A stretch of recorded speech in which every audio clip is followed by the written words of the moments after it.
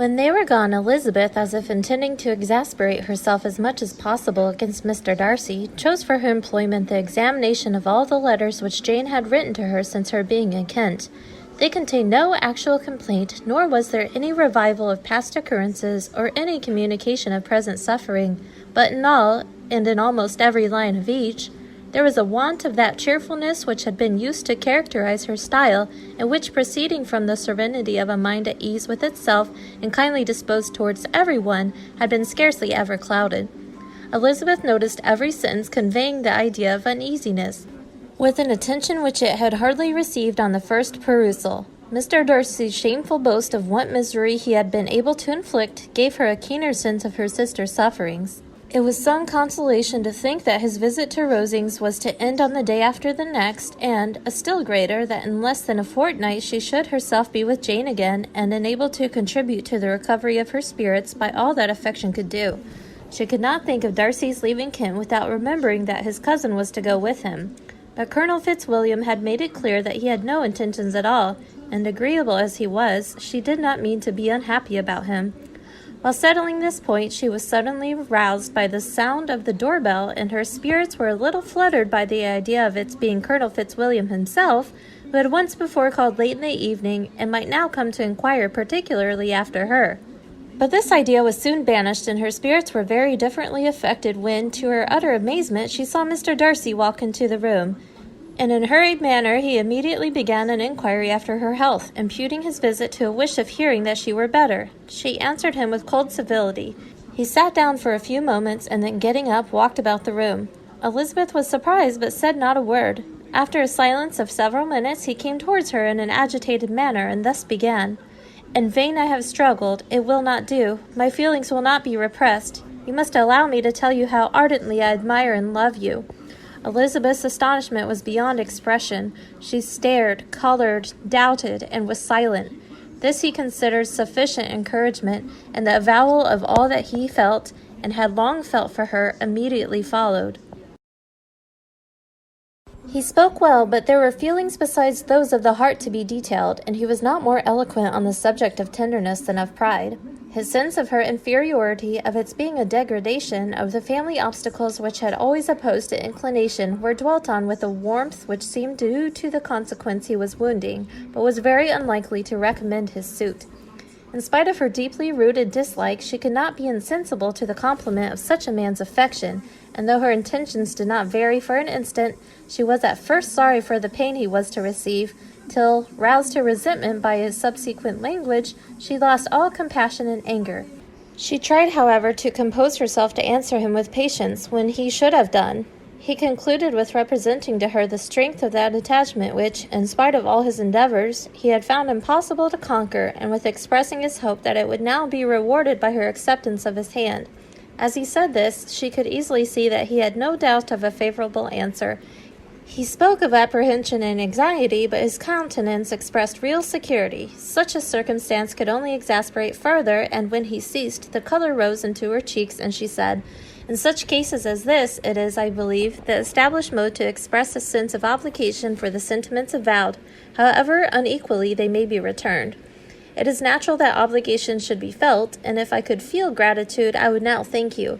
But I cannot. I have never desired your good opinion, and you have certainly bestowed it most unwillingly. I am sorry to have occasioned pain to anyone. It has been most unconsciously done, however, and I hope will be of short duration. The feelings which, you tell me, have long prevented the acknowledgment of your regard, can have little difficulty in overcoming it after this explanation." Mr. Darcy, who was leaning against the mantelpiece with his eyes fixed on her face, seemed to catch her words with no less resentment than surprise. His complexion became pale with anger, and the disturbance of his mind was visible in every feature.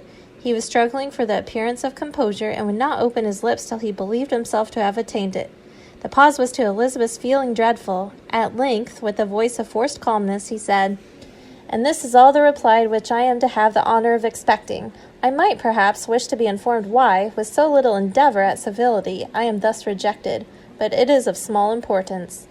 "I might as well inquire," replied she, "why, with so evident a desire of offending and insulting me, you chose to tell me that you liked me against your will, against your reason, and even against your character." Was not this some excuse for incivility if I was uncivil? But I have other provocations. You know I have. Had not my feelings decided against you, had they been indifferent, or had they even been favorable, do you think that any consideration would tempt me to accept the man who has been the means of ruining, perhaps forever, the happiness of a most beloved sister? As she pronounced these words, Mr. Darcy changed color, but the emotion was short, and he listened without attempting to interrupt her while she continued. I've every reason in the world to think ill of you. No motive can excuse the unjust and ungenerous part you acted there. You dare not, you cannot deny, that you have been the principal, if not the only means of dividing them from each other, of exposing one to the censure of the world for caprice and instability, and the other to its derision for disappointed hopes, and involving them both in misery of the acutest kind. She paused and saw with no slight indignation that he was listening with an air which proved him wholly unmoved by any feeling of remorse. He even looked at her with a smile of affected incredulity. "Can you deny that you have done it?" she repeated. With assumed tranquillity he then replied, "I have no wish of denying that I did everything in my power to separate my friend from your sister, or that I rejoice in my success. Towards him I have been kinder than towards myself." Elizabeth disdained the appearance of noticing this civil reflection, but its meaning did not escape, nor was it likely to conciliate her. "But it is not merely this affair," she continued, "on which my dislike is founded. Long before it had taken place my opinion of you was decided. Your character was enfolded in the recital which I received many months ago from Mr. Wickham. On this subject what can you have to say? In what imaginary act of friendship can you here defend yourself? Or under what misrepresentation can you here impose upon others?" "You take an eager interest in that gentleman's concerns," said Darcy, in a less tranquil tone and with a heightened color. "Who that knows what his misfortunes have been can help feeling an interest in him?" "His misfortunes," repeated Darcy contemptuously. "Yes, his misfortunes have been great indeed." "And of your infliction," cried Elizabeth with energy. "You have reduced him to this present state of poverty, comparative poverty. You have withheld the advantages which you must know to have been designed for him. You have deprived the best years of his life of that independence which was no less his due than his desert. You have done all this, and yet you can treat the mention of his misfortune with contempt and ridicule.